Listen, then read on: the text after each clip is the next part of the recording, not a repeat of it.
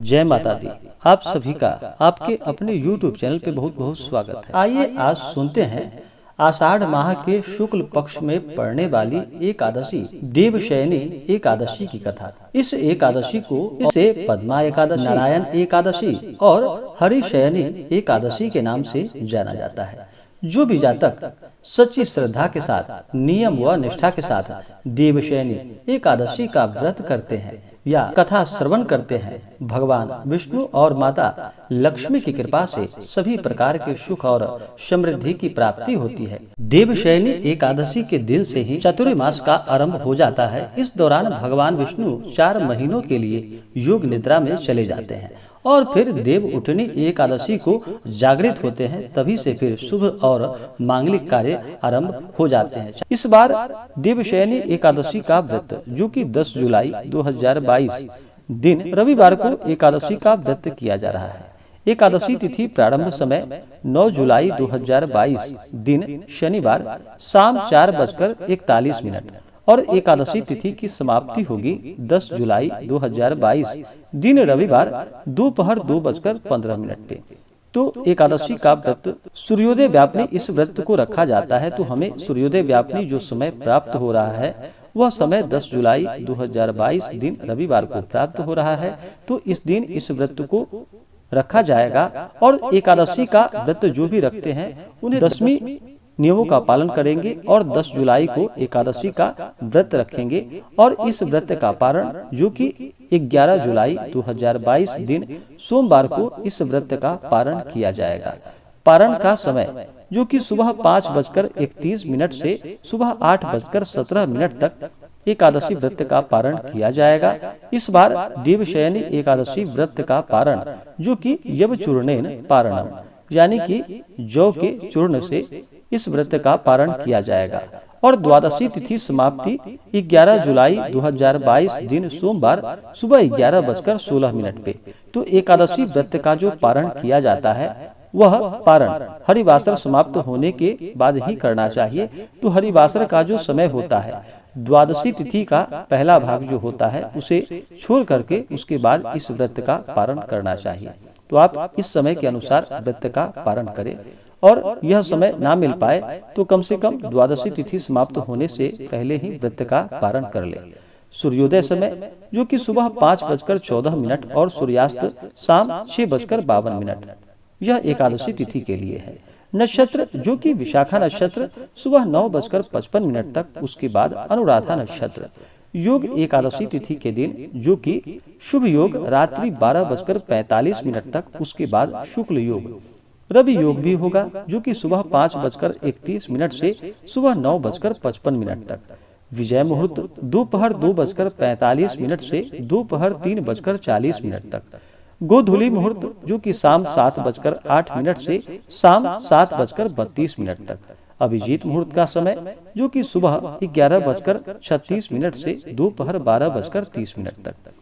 राहु काल समय, राहु काल समय का बड़ा ही विशेष महत्व होता है। राहु काल समय के दौरान कोई भी शुभ कार्य या नया कार्य नहीं करना चाहिए, तो इस बात का ध्यान रखें। तो राहु काल का जो समय होगा एकादशी तिथि के दिन, वह समय शाम 5:09 से शाम 6:53 तक एकादशी में राहु काल का समय होगा। इस दौरान पूजन आदि का कार्य ना करे, इस समय को छोड़कर ही पूजन आदि का कार्य करे तो लाभकारी होगा। तो आइए सुनते हैं देवशयनी एकादशी व्रत की कथा। तो बोलिए प्रेम से भगवान विष्णु की जय, माता लक्ष्मी की जय। कि एक बार धर्मराज युधिष्ठिर और भगवान श्री कृष्ण बैठे थे।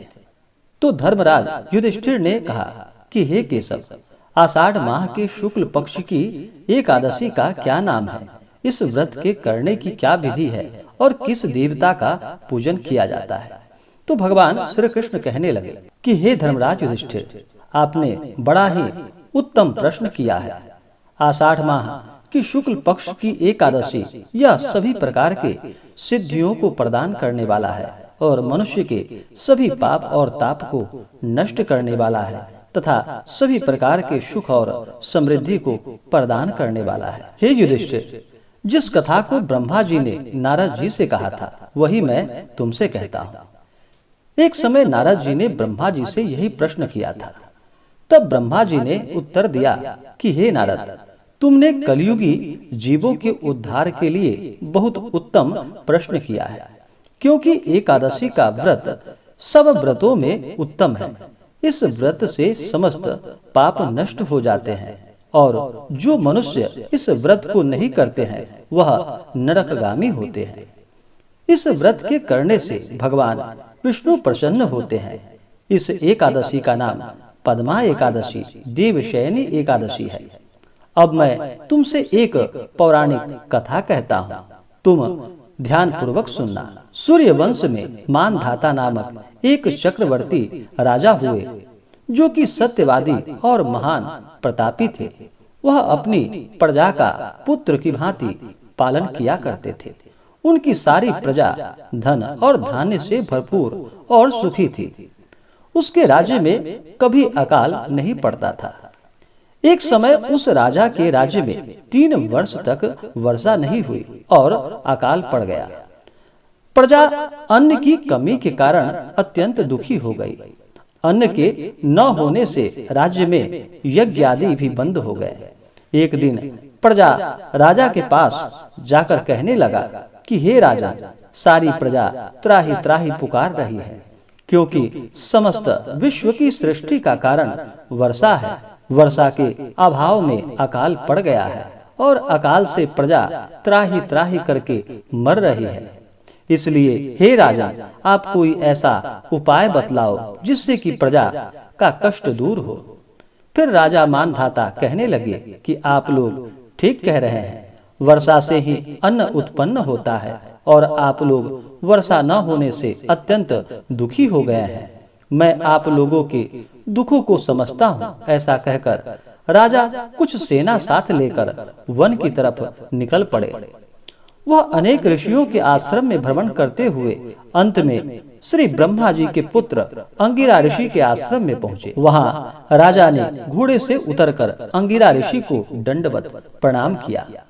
मुनि ने राजा को आशीर्वाद देकर कुशल क्षेम के पश्चात उनसे आश्रम में आने का उनसे कारण पूछा। राजा ने फिर हाथ जोड़कर कहा और विनीत भाव से कहा कि हे भगवान, सब प्रकार से धर्म पालन करने पर भी मेरे राज्य में अकाल पड़ गया है।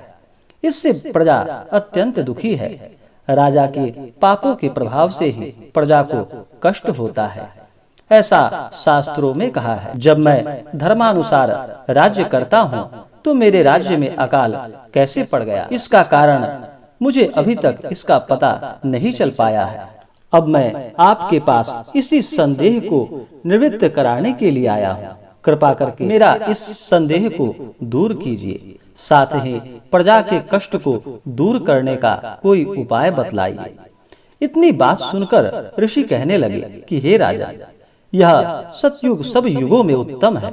इसमें धर्म का चारों चरण सम्मिलित है, अर्थात इस युग में धर्म की सबसे अधिक उन्नति है। लोग ब्रह्मा की उपासना करते हैं और केवल ब्राह्मणों को ही वेद पढ़ने का अधिकार प्राप्त है। ब्राह्मण ही तपस्या करने का अधिकार रखता है, परंतु आपके राज्य में एक शूद्र तपस्या कर रहा है। इसी दोष के कारण आपके राज्य में वर्षा नहीं हो रही है। इसलिए यदि आप प्रजा का भला चाहते हो तो उस शूद्र का वध कर दो। इस पर राजन कहने लगे कि हे ऋषिवर, मैं उस निरपराध तपस्या करने वाले शूद्र को किस तरह मार सकता हूँ? आप इस दोष से छूटने का कोई और दूसरा उपाय बतलाइए। तब ऋषि कहने लगे कि हे राजा, यदि तुम अन्य उपाय जानना चाहते हो तो सुनो। आषाढ़ माह के शुक्ल पक्ष की एकादशी को पद्मा एकादशी, देवशयनी एकादशी, हरिशयनी एकादशी के नाम से जाना जाता है। अगर तुम इस व्रत को विधि पूर्वक श्रद्धा के साथ व नियम निष्ठा के साथ इस व्रत को करोगे तो इस व्रत के प्रभाव से तुम्हारे राज्य में वर्षा होगी और प्रजा सुख प्राप्त कर पाएगी। क्योंकि इस एकादशी का व्रत यह सभी प्रकार के सिद्धियों को प्रदान करने वाला है और समस्त उपद्रवों को नाश करने वाला है। इस एकादशी का व्रत तुम प्रजा सेवक तथा मंत्रियों सहित करो तो इससे तुम्हें लाभ की प्राप्ति होगी।